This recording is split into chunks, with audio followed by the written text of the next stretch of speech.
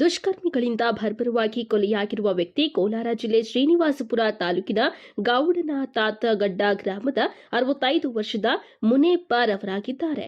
ಇನ್ನು ಮುನೇಪ್ಪರವರ ಸಾವು ಅನುಮಾನಾಸ್ಪದವಾಗಿದ್ದು, ಕೊಲೆಯಾದ ಸ್ಥಳದಲ್ಲಿ ಮೃತನ ದೇಹ ಹಾಗೂ ತಲೆ ಬೇರೆ ಬೇರೆಯಾಗಿ ಬಿದ್ದಿರುವುದು ಹಲವು ಅನುಮಾನಗಳಿಗೆ ಎಡೆ ಮಾಡಿಕೊಟ್ಟಿದ್ದು, ಪೊಲೀಸರ ತನಿಖೆಯಿಂದ ಮಾತ್ರ ಕೊಲೆಗೆ ನಿಖರ ಕಾರಣ ತಿಳಿದು ಬರಬೇಕಾಗಿದೆ.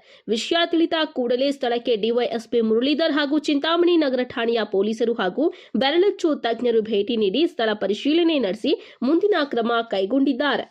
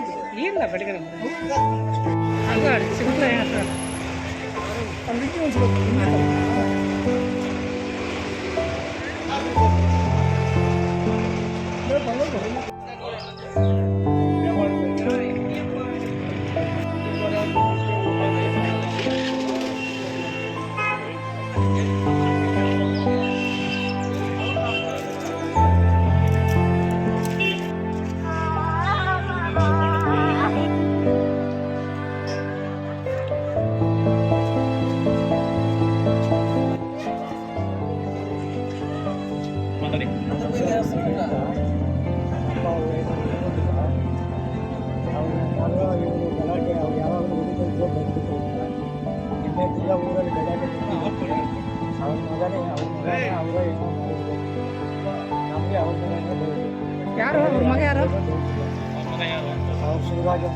ಅಲ್ಲ ನೀವು ಮಗನಲ್ಲ ನಿಮ್ಮ ತಮ್ಮನ ಮಗ ನಾವು ಇವರಪ್ಪ ಇವರು ನಮ್ಮ ಅಪ್ಪ ಅವರು ಹಿಡ್ಕೊಂಡಿದ್ದಾರೆ ನೋಡು. ನಮ್ಮ ಆಯಮ್ಮನ ಮಗ ಅವರು ನಿನ್ನೆ ಗಲಾಟೆ ಮಾಡಿದ್ದಾರೆ, ಅಲ್ಲಿ ಹೊಡೆದಿದ್ದಾರೆ.